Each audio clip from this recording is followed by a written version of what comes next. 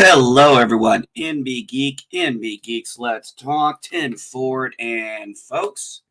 I just finished Dexter New Blood, and let me tell you something.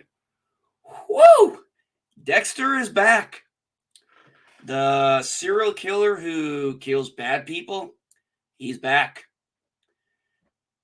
So, a little layout of the story here. This picks up 10 years after the original Dexter ended. Dexter is still living in the cold area. He's trying to keep his routine together. He's, doing a routine. He's trying to keep himself away from doing any killing. And he is apparently doing a good job. He's dating a cop. Of course he's dating a cop. Why wouldn't he? That's kind of his thing. If you're not gonna be a blood splatter expert, you might as well date a cop and get the lay of the land so you know what's going on.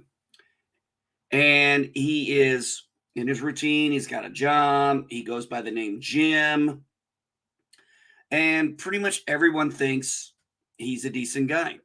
Nobody has any clue about his past or anything about him.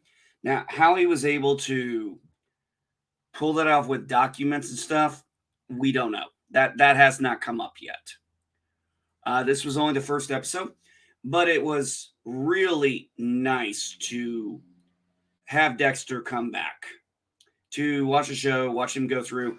And there was one thing I noticed that was different at first. It was when there was no narration from him, where you would normally hear him talk. And oh God, the moment this is a minor spoiler, but the moment where his mind goes and you hear his narration, it's been a long time. I was like, oh shit, Dexter's back. Dexter Morgan is back. This person's dead. There's no way around it. And look, I'm not gonna spoil anything, but you can pretty much in that first episode figure out who's gonna be his first victim in 10 years. And he actually has a little, side joke in there where he's got the guy tied up and he's like, and he's still unconscious, but he's like, I'm out of practice. And he brings up a point of saying, I'm a monster, but I'm an evolving monster. Now, what he's been doing is instead of seeing visions of his father, Harry, he's now seeing his sister.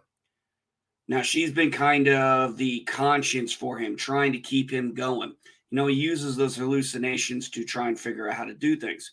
And for the most part, for 10 years, it's gone good.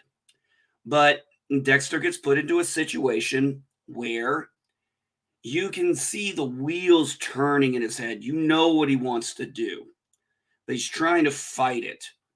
And this is the thing. Dexter's a serial killer.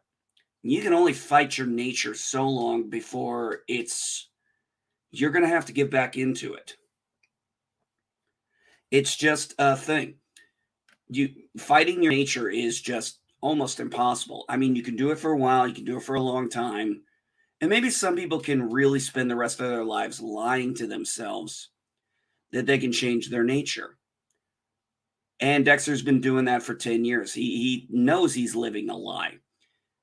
And he's trying to accept it, but it is very, very difficult. Even though he's had 10 years to do it, it's still incredibly difficult for him to still hide his nature.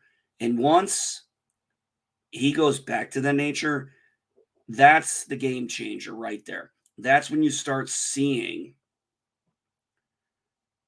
the original Dexter. I'm going to tell you right now, the actor has not missed a beat on his acting ability of playing Dexter Morgan. It was utterly enjoyable to watch. So this is on Showtime. If you like Dexter and you weren't happy with the season finale, the series finale, you're in for a treat. I think so. I think you're in for a treat. And with that, folks, that's the best non-spoiler I can give you. This is my thoughts on Dexter New Blood, Episode 1, in under 6 minutes.